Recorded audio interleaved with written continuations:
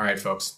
We want to be mindful of your time. So I'm going to go ahead and get started, but please continue to jump in the chat if you're one of the folks who are just arriving. We're just inviting people to introduce themselves. Please see the chat as a space to connect with your peers and colleagues. Share your name, your pronouns, your organization or affiliation, and then the region or state in the United States where your work in democracy is focused. First off, I just want to thank you so much for joining our webinar, Beyond Democracy, Mobilizing Voters of Color. This is the first time we've presented this research publicly online, so we're very grateful that you joined us. We already have a sense of who's on the call based on the chat, so please continue to use that space. And while that fills in, I'm going to quickly introduce who we are at the Opportunity Agenda. The Opportunity Agenda is a social justice organization that has been at the forefront of developing narrative and cultural strategies for nearly 20 years. We're a community of activists, artists, and advocates whose mission is to build the public imagination and the cultural will to overcome white supremacist narratives and create opportunity for all. You can learn more about our work by visiting us at opportunityagenda.org. We'll continue to put links in the chat throughout the event so that you can learn more about what we do. I myself am Brian Erickson. I am a documentary videographer by trade and our digital communications and multimedia manager. And I'm very excited to introduce my colleagues. First, we have Portia, who led this work with our partners in the South. Portia Patterson Hurst is our research manager at TOA. From analyzing how the shows we watch on television shape our understanding of income disparity to this research in democracy, Portia brings expertise in both crunching data and organizing fandoms to harness the power of stories to move audiences. She holds an MA in International Educational Development from the Teachers College at Columbia University. Apologies for that. And we're also joined by TOA's Director of Narrative Research, Julie Fisher-Rowe. Julie oversees our narrative research, translating it into practical messaging strategies for advocates and activists. Julie has over 20 years of experience working with nonprofit groups on communication strategy, messaging framing, and media outreach on issues ranging everywhere from affordable housing to the arts. She holds an MA in journalism from the University of Iowa. So before we get started and I hand it off to my colleagues, I'd like to go over some quick typical reminders, right? Please use the Q&A to send questions throughout the whole presentation. We will have dedicated time at the end to answer those, but please use them as use that Q&A feature as they come up in your mind. In the meantime, though, the chat box, as you can see, is live. So use it to share what you're thinking, how it's resonating with you. We want to know how this research might support your work. Captions are available if you want to enable them. And then if your organization wants to be in touch or chat with us after the call, we'll have our email at the end, but you can always reach us at contact@opportunityagenda.org, and we'll put that in the chat. All attendees will receive the webinar recording in a follow-up email, and there are going to be links to the deck. So don't worry, you don't have to furiously take notes, just focus in, enjoy the presentation, and with nothing further, I'll hand it off to Julie. Thanks, Brian. So again, as Brian said, I'm Julie Fisher-Rowe. I'm the Director of Narrative and Research at the Opportunity Agenda. And we're really excited to share this work with you today. So next slide, please. So this work began with, before we started engaging directly in the Southeast, we talked to people from around the country, many of you perhaps, about what was going on in the democracy space and where maybe we could be a really good value add. And we identified working in the Southeast with voters of, well, working with groups that were working with people of color, BIPOC groups. So what we were looking for was a broader way to talk about democracy and civic engagement and community, so that we could get broad support for and participation in and reclamation of democracy in the Southeast. So we were motivated and inspired by communities of color who crossed the barrier from interest. So we were looking to get motivated and inspired communities of color who crossed the barrier from interest and community involvement to desire to participate more directly. So folks who might be sort of interested in the idea of civic engagement and community, but weren't quite sure where they fit in, to motivate, inspire them to move into participation. And all of this, we were looking to eventually support policies that basically made a more equitable future. So in all of this work, these were the audiences that we were talking about. And next slide, please. And we took a look at by talking to a lot of people in the space and by taking a look at a lot of the media that was going on, what the prevailing narrative was.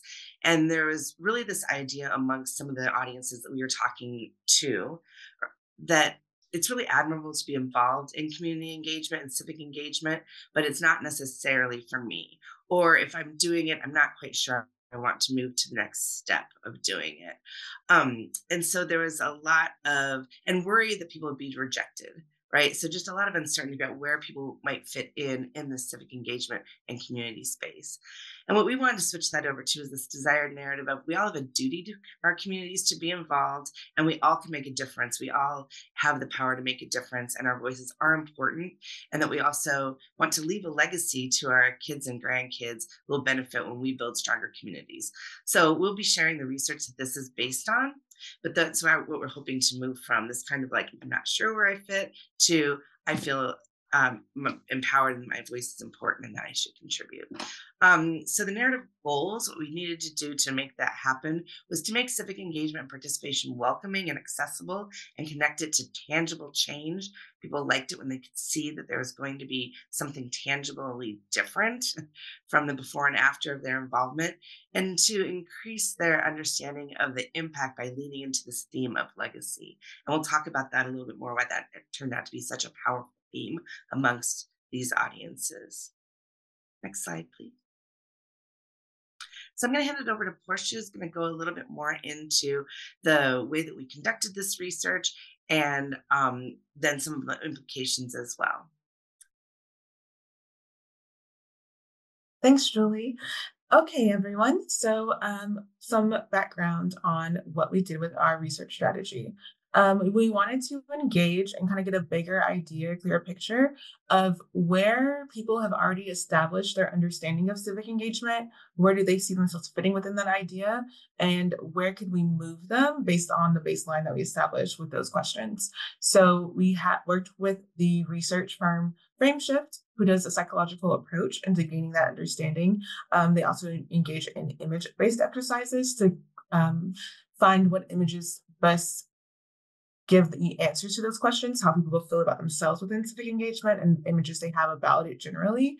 And that was what we used as a baseline in our qualitative study to build out the questions that we worked with the cohort members from across the South, and built out for the videos that you will be seeing later on. Would you please hit the next slide?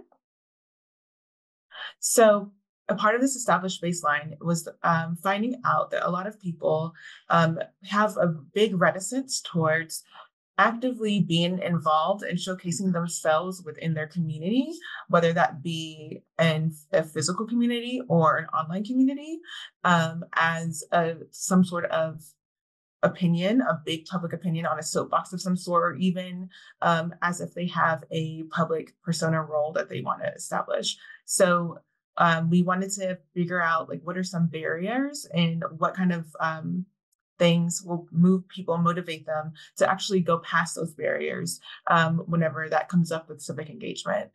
So what we noticed, if you look at this chart, is that there are people who are very fine with the idea of engaging with community and are very into the ideas of putting forward like low effort and high emotional payoff activities, such as signing a petition or encouraging others to vote. They can be nonpartisan with that, and it can sound or be something that does not lead them to have to take on a leadership role. And so people are very open to doing those things. But as you see this risk scale of motivation and barrier to wanting to do and put out higher effort, the more people have reticence towards that. On the far right of the scale, you'll notice that people have heard us a lot about the ways that poll workers have been attacked or challenged. And so those kind of activities, like that under the scale of like, I want to help change the world, and they know is actually them being in a position to change through their physical presence. That tends to have low to negative emotional payoff for them because of one, in comparison to the level of effort involved and the likeliness that they could be challenged in those roles, whether that's driving people to polling stations or being a poll worker, that just does not really hold a lot of payoff for them because of the way of challenges that's related to that. So what we decided to do was to meet people more towards the middle here on the place where I want my voice to be heard, where there's a medium effort with a high emotional payoff related to work. And so we focused in on posting on social media, and testing that out with our study, which we'll get into a bit later. Next slide, please.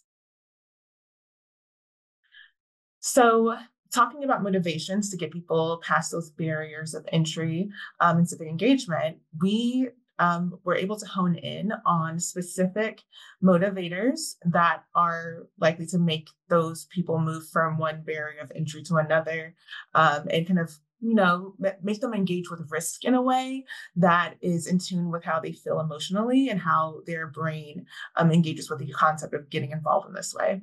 So what we found were there were 4 distinct groups that tend to came up when we have these conversations about what does that look like, what engages and motivates people around these things. One group is called the My Awakening group. This is someone who's altruistic and is willing to sacrifice and fight for the powerless to change the world. They're in a level of what friendship likes to call like baby activists. They have all the tools, they are engaged and they're inspired by hearing about activists, but they just haven't had that extra push where they have put themselves in a position where they are volunteering or showing leadership. The It's My Duty crowd are people who know their role in society and the difference between right and wrong. And they kind of like look at like getting involved as something that is like, it's part of being part of a community and engaging in that way. So they just take like, I will motivate it to do things based on like, will it help my community? Will it help me? Discovering Myself are ordinary people who they see the adversity, they have self-reliance, and they're just wanting to be a contributor to the society. They're still, and if they may be aligned with either the It's My Duty or the Awakening crowd, if they're given different steps and different motivations. And then finally is the For My Kids group. They're the ones who want to build on legacy. They are inspired and motivated by being able to protect the needs of the children in their lives. Next slide, please.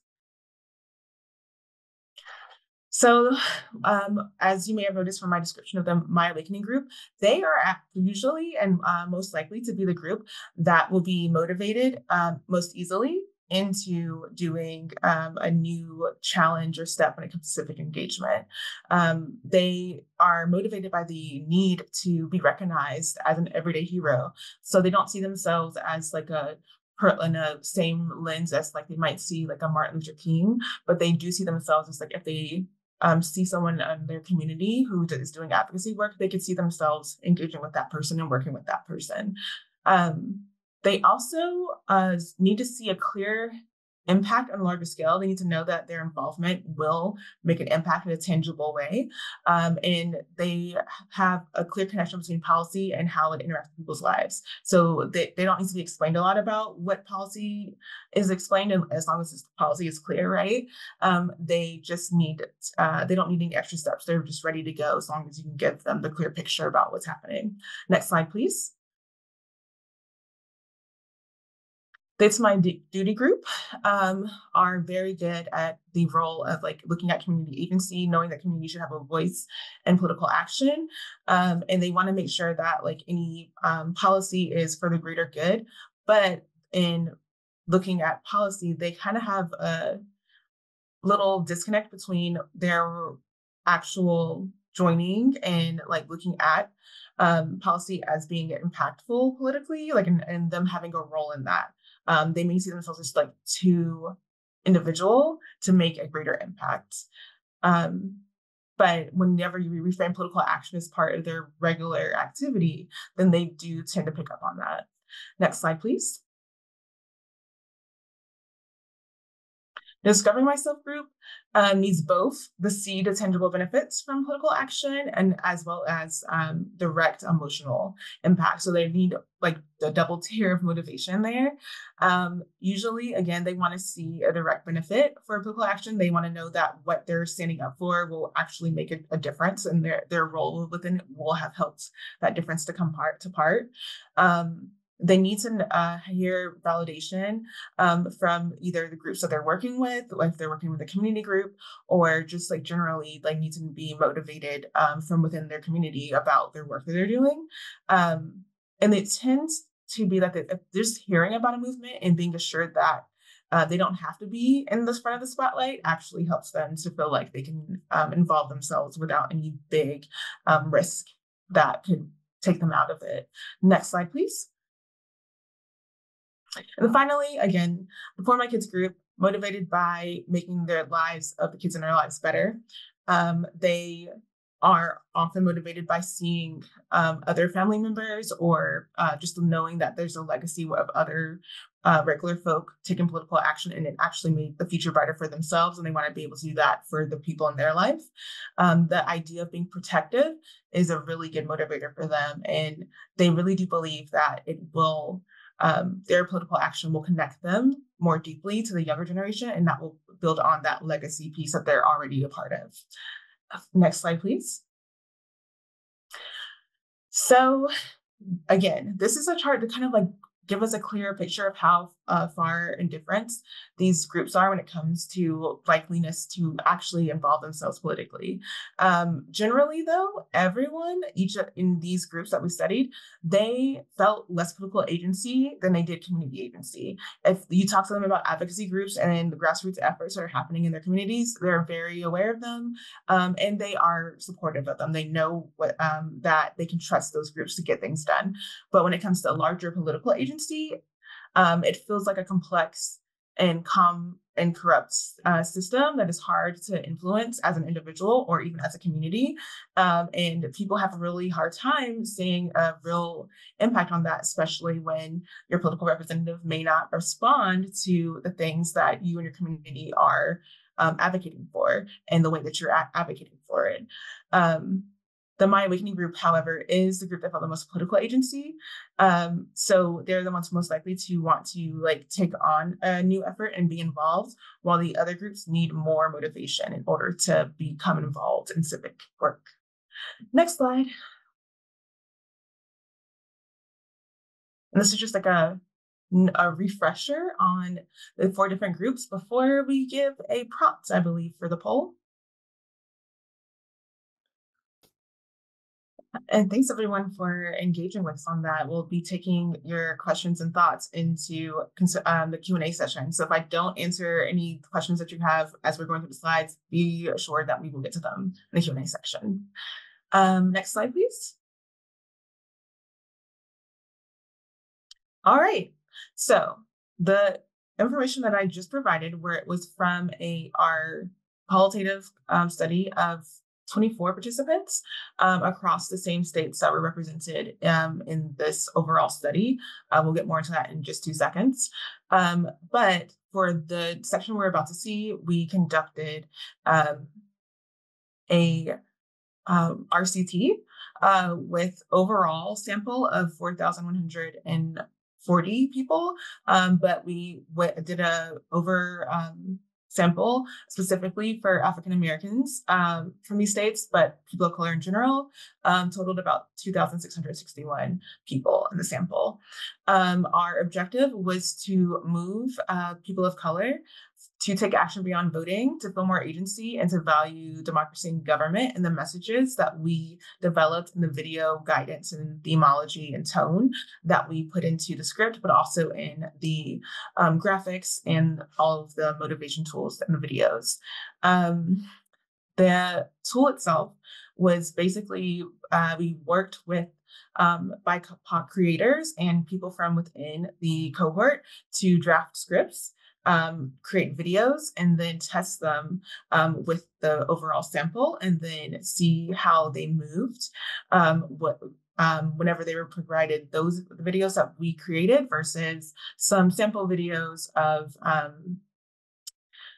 of cooking, and were they more likely to want to reshare or not reshare our videos versus the cooking videos. Next slide, please. This is the overall demographic of the regional representation of both the cohort and the study itself. Yeah, these are the 12 states.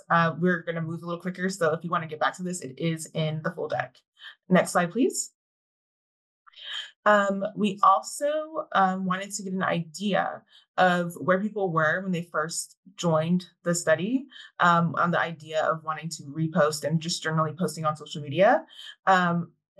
or generally, like, where do they stand on civic engagement? And we were happy to find that a good chunk of the people within the respondents in the study were likely to have the most representation in reposting on social media as a form of their activism. Though about 34% of the people in a study were not yet active politically or in their community. So we're really hoping that we can move people from these different spaces that they occupy when it comes to activism. Next slide. So we're about to get into the videos that we tested. Please make a note about how deeply people are motivated by the idea of group benefit. Especially when it comes to the idea of democracy. Individual benefit has the opposite effect. People who are more engaged, whether they're in the communities or just politically, are easy to move. Again, that awakening group is easier to move. Showing a tangible benefit is something that we mentioned earlier, is something that is very specific to moving and having people to value government, the idea of government. And then pride is a factor that encourages people to want to share videos across the board in tone and generally, depending on, and regardless to whichever subject matter you're using on it. And I will now turn this over to Julie.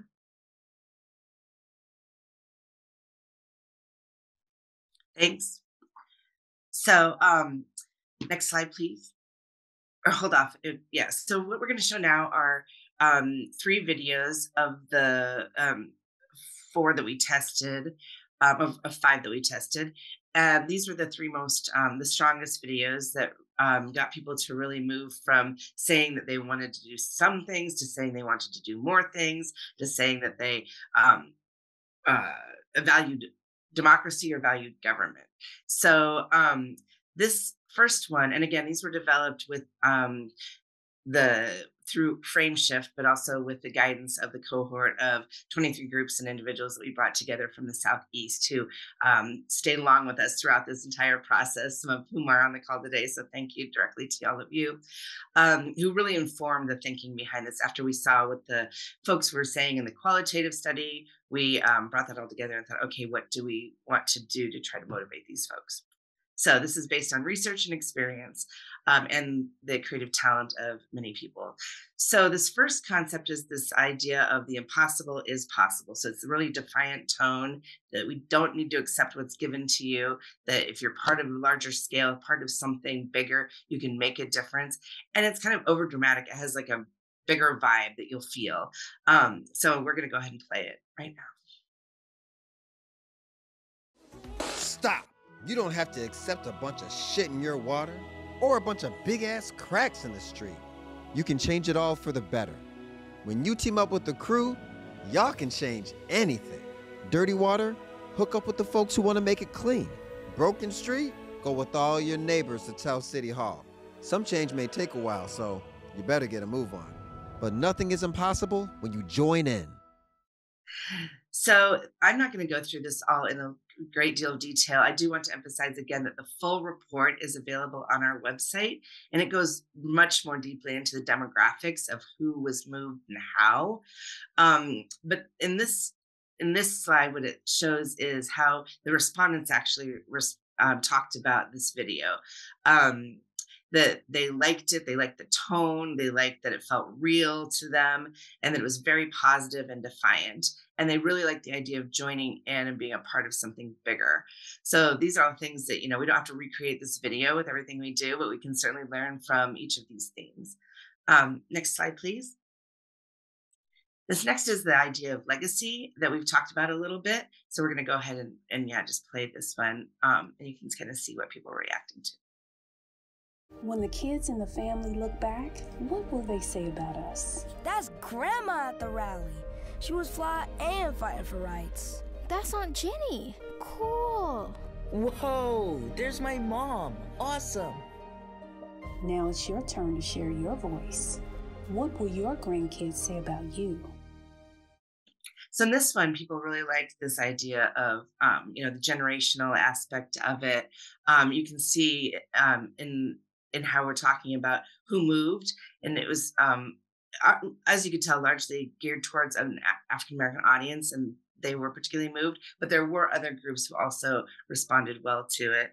And you can see that, and next slide, please. But they really like the idea of this aha moment awakening that, they actually will have an impact on the world that their kids and grandkids inherit, and the way that their kids and grandkids and look back at them, right? So this generational idea that you are part of legacy, and that they crave being a role model for that generation. So there's a little bit of peer pressure in this one, kind of like, how are people going to look back on you? A little bit of pressure, but people also were very inspired by kind of the pride, how proud it seemed. And so I think there's a lot of themes here that can be really useful as well. Next slide, please. So this is the idea of really what kind of direct benefits do you get when you become involved, and what does that look like? And this idea that showing how collective action leads to direct benefits can really inspire and motivate folks. Tiffany and Atiba of Atlanta, Georgia, lived on Confederate Avenue. Yeah, that Confederate. So they joined a community group, formed a petition, and collected over 10,000 signatures to change the name. And Confederate Avenue is now called United Avenue, all because Tiffany and Atiba took political action and empowered their whole neighborhood. These are real results made by people like you. Join them and make change happen. So people were really inspired by the idea that, you can join together with people and see something happen. They really liked that there was a specific real life example. And you'll see that each of these don't have a specific call to action because they are test videos, but obviously we can take any of these kinds of themes and then put on the end, what you need people to actually do. But these are the things that get them kind of inspired to move. Next slide, please. So now we're going to go through some of the recommendations, like what do we recommend that this could look like in your implementation. Next slide, please. So we broke down the recommendation into 3 narrative pillars that very much reflect the most successful videos. So this idea that you can insist the impossible is possible, that action does lead to change in the world. This is really important to counter cynicism, which is, rightful, right? There's a lot of reasons why people see that change isn't happening in the world, but that's why this local level in particular can be more inspiring to people than maybe some things on higher up levels that they don't feel as much control over. We're trying to enter people into activism, enter them into civic engagement. So seeing how that affects their specific community was powerful, because they want to see that their ordinary actions can be a part of something bigger. And you don't necessarily always see that if you're looking at things at like a federal level. Although we do want people to eventually be much more involved in engaging with, their elected officials and that sort of thing, starting at this kind of the impossible is possible, and you can see change happen right now is important, and to show those concrete results. To emphasize unity and belonging, that you want to be a part of something, you want to be a part of a community. There's safety there. We have each other's backs. And the activism is welcoming and it's accessible. And this was important because we particularly saw with the 3 least active groups, the ones that weren't the baby activists, that they were really saying, like, I'm not sure this is for me. I'm not sure. Like, I really, I respect what activists are doing, but I'm not sure that I'm a part of that, or that they'll accept me, or that I'll understand what's going on. So making sure that it's an inviting and warm space for people of all stripes to feel belonging and joy is an important part of just the communications. And also making sure that that the representation is, obviously really important, that people see themselves in the story. And then this lean in on legacy, this idea that we connect the past to the future, that it's all part of an ongoing story that we are all a part of in some way, shape, or form, whether it's through your activism or maybe even your silence. And that there is a civic duty to support the freedoms of opportunities that we have in this country. A lot of this comes from the words of the people who are watching these, not necessarily just ours, in terms of how they were feeling when they were connected to the idea of legacy.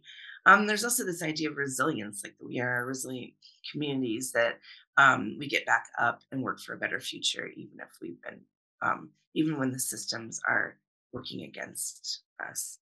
And then this, this idea of family legacy, most literally, because the idea of legacy is generational, but there's also just almost this literal idea of like people that, either my kids, um, literal kids, or metaphorical or bigger family, people that I will be leaving this world to, I have a responsibility to as well.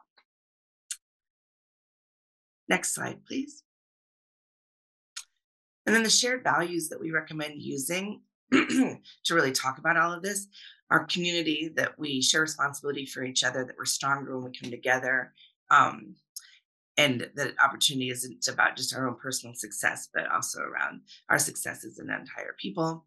Legacy, that we have to, this idea of going from our ancestors to our children, that hope that there is a way to change things. And again, this is where any kind of concrete examples you can give are really going to be helpful, because there can be a lot of cynicism, and hope is one of the things that counters that. Activism and participation, and I would count these as values, because it really is this idea that we have to come together, we have to do things, we have to be active. There's a lot of systems that need to change, and we need to put all the pressure we can on people to change those as well. But that happens through our activism and our participation. And that we all should have a voice and a say in decisions that affect us, and that includes voting booths, but for public forums and across all media. So making your voice heard. Next slide, please. So a couple more recommendations around story. Again, these specific real examples of change are important, other than just vague changes, vague calls to change the world. We found that, and this didn't show up in the research that we shared so much, but you'll see when you go to the bigger study, that individually emphasizing these group benefits over individual benefits was really important to get people more interested in the idea of democracy. And then finally, representation matters. Help people tell their stories. They want to see themselves in those kinds of videos. And finally, the tone and language that we're recommending is that defiant tone, that kind of over the top, even, that really kind of got people excited in the first video. To make sure it has some inspiration, I think that's a bit of a no-brainer there. People are drawn to that, drawn to big ideas and big stories. To use real language that appeals to the community. I mean, this was the benefit of having so many people involved in the development of this research, was that really trying to find something that was warm and engaging, but not condescending, but felt real. So really trying to strike balances there, and also to make sure that it's culturally competent. And Portia's going to go a little bit more into one of the projects that is stemming from this, but one of them is to actually test these themes within other languages, to make sure that in other cultural contexts, from groups that might not come or might not be native to the South, for instance, who might have come from countries where the legacies of protest and other kinds of things are a different story. So they're really trying to find out how to use that legacy in different cultural contexts, which is really important. And also just a sense of urgency. Like this just can't wait around until you have time, unfortunately. Like there is some urgency, particularly right now as we are ramping up to another election. Next slide, please. So I'm going to hand it over to Portia to talk about the projects that are coming out of this research from the cohort that we engaged with to create. Real quickly, before Portia jumps in to talk a little bit more about how this is starting to become IRL in real life, I just want to remind you all that the Q&A is open. So please, this is a good time to throw those questions in there. I've answered some, but we'll take more and we'll probably revisit some in the Q&A. So we're on track to have a good 15 minutes worth of time. So please don't be shy. Throw your questions in the Q&A and we'll get to as many as we can. Thanks so much. Go ahead, Portia. All right, thanks, Brian and Julie. So what are we doing now that we've done all this research? We've had all this feedback from the videos. We have worked with cohort members. Remember that original 23 that we mentioned. We've within the group, there were two groups that have kind of formed. One is mostly based in Georgia, although the production team is based in South Carolina. And they are working together to develop taking that same video that you saw Grandma Got It Done and reimagining that within the context of Latinx and Asian American Pacific Islander communities in Georgia, but mostly like South Georgia specifically. And they shot these videos in very centered spaces to those communities with other advocacy groups in the area who were doing similar work. And that was included the talent in the video and then also in their social media strategy for sharing out the videos. These are the community members who will be involved. So the picture that I have here is actually of them shooting on location in one of the restaurants where they were able to involve the local community in being part of the video project. And we will be seeing their videos come out this month. And we're very excited to see that they're going to be translated into multiple languages: Spanish, Vietnamese, Korean, and Cantonese. So people within those communities will be able to see, hear, and kind of touch on those communities and the videos that we're seeing when the idea of legacy comes up and political action.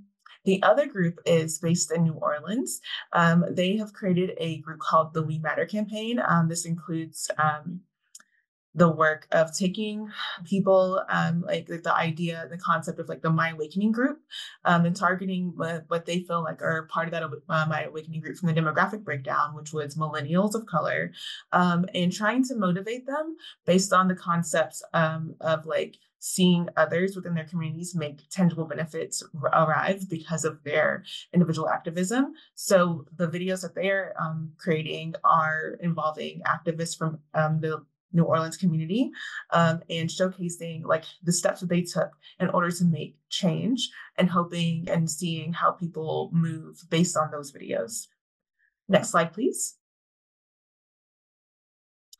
So how can you support the work of both the cohort groups who are doing this work in Louisiana and Georgia and the work that we're doing ongoing here at the Opportunity Agenda?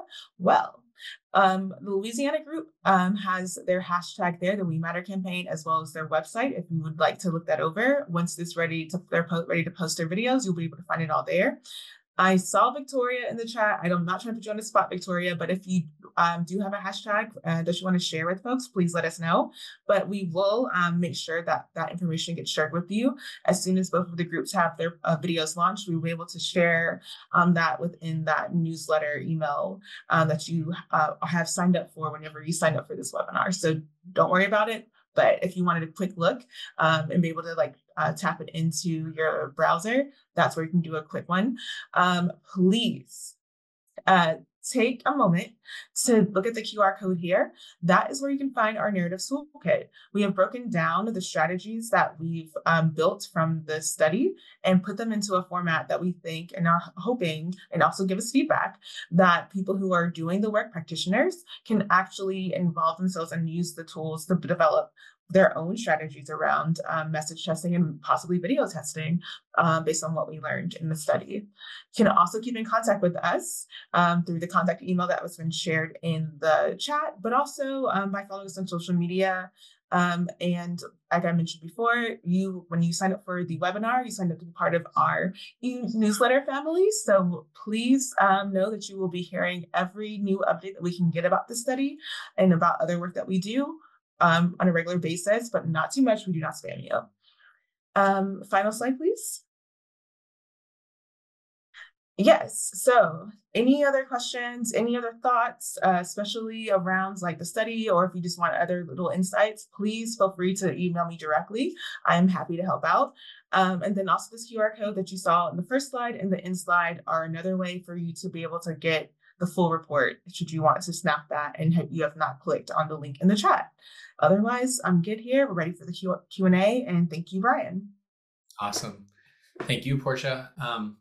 One question is kind of related to something I definitely wanted us to be able to address, and it comes from Beverly. Beverly asked specifically about whether these videos were intended for social media distribution or whether they're for television ads. And one thing that I wanted to emphasize and underscore here is that sometimes at TOA, we use the phrase that like these were created in the lab, right? So these are creative concepts that I think were really made to just test with audiences and see how they reacted to them, which ones moved them. So they're really creative concepts that as the demonstration projects hopefully made really clear, we are hoping people feel like they can really remix, make their own, make it adapt to your community, make it incredibly relevant to the specifics of what you're trying to win or who you're trying to move or where you live. So I'll use that to cue up the question, which is just that, like, could you share a little bit more, Portia, about what the vision is for this research and the way folks can use these videos in their own work? Yes. So the videos as they were completed were all test videos. They were not created like in mind to be actual spots that go up on socials. If anything, I would ask that you would like reshare what the members from Louisiana and Georgia are doing, because that would be like an active way to like engage with their work, but also and to like reuse the support and with the how they contextualize it within the communities. It's actually a working piece and not just like a static test piece. But we do, if you are in a place where you wouldn't mind like testing it out yourselves, please give us like a word, and I would definitely like give you any background information or anything that could be helpful, like learnings that we've had from the cohort so far, that I would love to, and I would love to hear about like how that goes for you as a process to like recreate some of these tones and the idea of like tangible benefit and group benefit and all of that, and how that works out for your video making.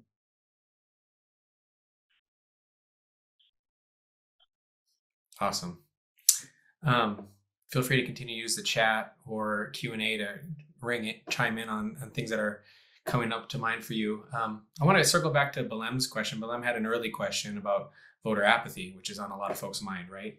And the specific question was kind of two things. One is voter apathy not that big of a concern in this current election? And given our research, would you say it's reported mainly from one particular community, Black or Brown, or are there particular demographics that are experiencing more apathy? Can you speak to that a little bit, Portia?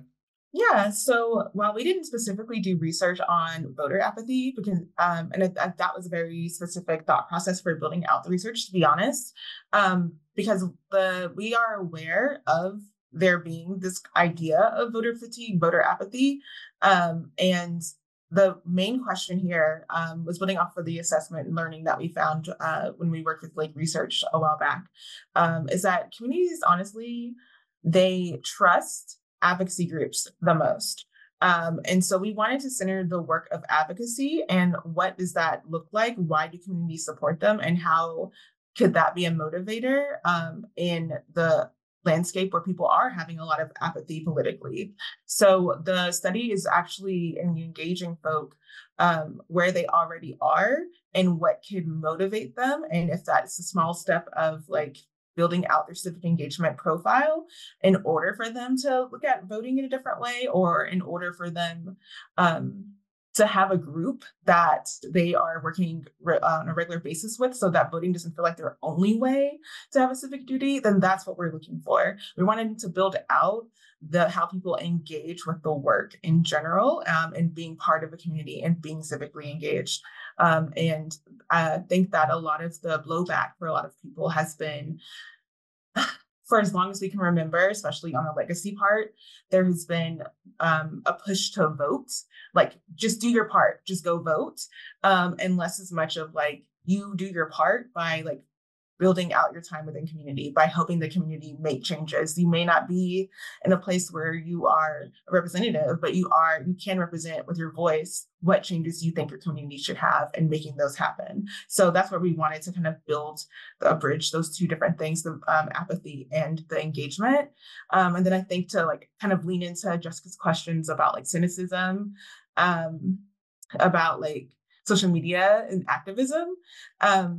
I think where we are with this is just baby steps. How can we like get people to like feel themselves in the like role? Like it's just such an expansive idea.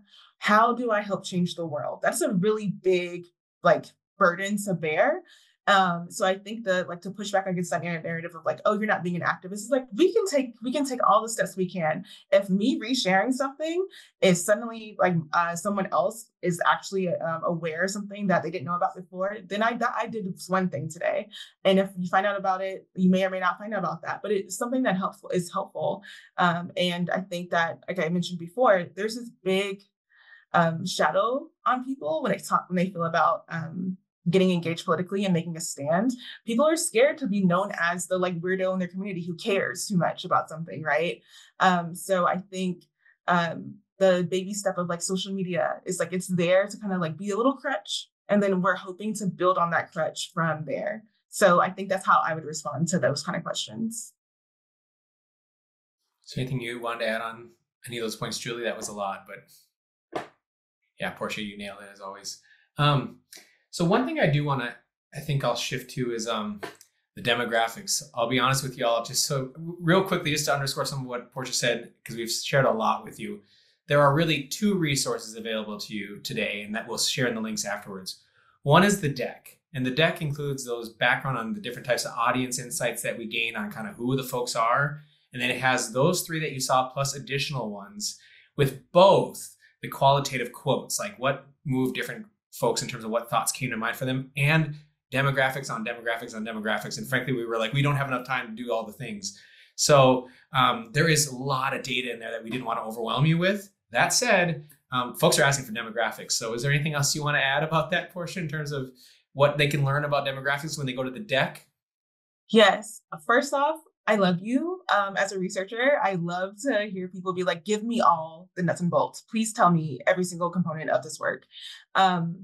I think that you'll be happy to see, because that's the main buildup of the study was testing out the videos. So in the breakdowns of the videos, in the demographic breakdowns, you'll see Hispanic women moved on this.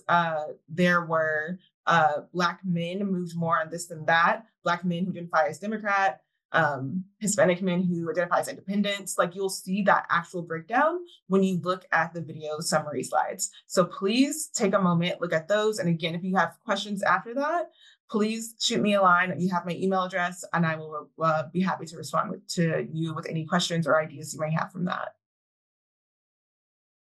Yeah, that's a good point. We're being sincere about that. Like, if you want to just workshop these, as a media maker, I've nerded out on this research for a while because I really love the idea of having certain concepts and knowing which groups might move most on them if I use those storylines.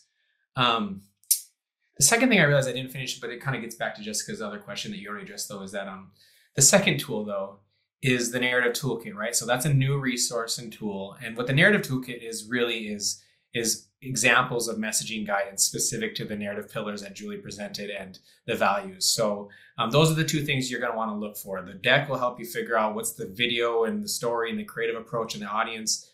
And then the narrative pillars can be a little more of the typical quick access. Here's a sample talking point I could throw into different places. Is there anything you want to add on that, Julie, in terms of the narrative toolkit and how folks might find that of use? Yeah, I would just say that you can definitely use one without the other. So for those of you who really want to dive into, the quantitative and the qualitative research, there's so much there. And then the toolkit really is like, okay, I understand this is based in research. Like, I didn't want to go out and use some things. It has a lot of sample language, much of which is drawn directly from the research. And then a lot of the narrative themes, and there are other recommendations that I included, as well as some ideas about audience segmentation and just kind of narrative as a strategy overarching as well. Actually, I apologize if you said this, Portia. I was multitasking, which I'm not good at. Wayne had a question about specific, queer and trans audiences and whether that was addressed or how they should be reached out to differently in the process. Did you mention that at all with the demographics? No, we did make a point to make sure that there was clear representation throughout the whole program within the cohort group, within the study process as well. But we did not, because of some different concerns about having and obtaining that information, we did not make a point to include that in our demographic breakdowns of things. I do know that when it came down to video discussion and scripting, we did have a lens for what may or may not appeal, whenever we were doing the scripting and drafting and making sure that was representative. Yeah, we didn't do a specific testing for that demographic, which could be an interesting line of future study should there be funding for it. So, yes. Yeah, I just want to add on that I think obviously this can go in so many different directions. The group in Georgia that Portia was talking about was able to do some additional research, some with the audiences that they were going deeper with, the AAPI and the Latin audiences, and the folks speaking the four languages that they are being having the video translated into. So they were able to go deeper because we knew that this was, I think, really rich research that's really helpful, but had limitations amongst certain audiences that are often underrepresented. So while we did try to be as representative as possible, we also feel like Georgia in particular is offering a really nice kind of template for how people could go deeper with other audiences. So we'll have, when they finish their process, we'll be sure to write that up and share it and kind of think about share our thoughts about how that could be replicated elsewhere. Obviously, with the Georgia folks, I don't want to put you all on the spot, but this is one of the things that we're hoping to share out to make it more scalable and replicable. Awesome. So I think just before we start to lose folks, we're getting our way through the questions pretty quickly here. I did want to just reiterate that we'll send out an email with the recording, links to both the narrative toolkit and the deck. You will have our contact email. Please, please, please. This research is only so useful as you're able to use it, right? So we want to be able to be available to you to answer questions, to workshop ideas, to be a sounding board. We really mean that when we say that. We have 2 minutes left. I thought maybe one final question could be, and you can take it anywhere you want, Portia or Julie, but you had this question about like, how has this work maybe changed your outlook on public opinion regarding civic engagement, and what lingering questions do you have? You kind of hinted at that, Portia, but is there anything else either of you want to add about, how engaging these audiences made you think differently about like what stories really move people and what we should be focused on moving forward? This is not a new concept. In fact, this is me adding to the general discussion about this, but I think this is really representative of like the role of joy and like mirth and the tone of like just being able to have a little bit of fun. So like a spit take and an ad about like getting involved in advocacy, pulling at the heartstrings, talking about your family being part of a legacy that you can build upon. And the idea that like, just seeing a group come together to change something can really motivate people in a way that like, I could do that. I could figure out signing a petition and joining folks and make things happen. I know these are all things that are possible, and but the level of motivation for myself versus the motivation that I see whenever it's tested across thousands of folks is really cool. And it really has changed like some thoughts that I've had about like, okay, what are some next steps that we can take? How about you, Julie? Yeah, I would agree that, obviously we base things in research, and we've done this research to try to help you forward. I think one of the things that can be the hardest is to take a risk like that sometimes. And so hopefully this gives you a little bit of that, that assurance that, okay, trying to play with humor and trying to play with bigger stories and something beyond the advocacy speak that many of us are very familiar with and comfortable with. We can do things that kind of catch people's attention and really draw them in, and also do connect them to those things that make them feel like, oh, this does make me feel part of a community, or that I can be a part of something, that it's not just those people who speak in a certain way, right? It's actually like, and there can be, like, as Portia said, joy and mirth in it as well.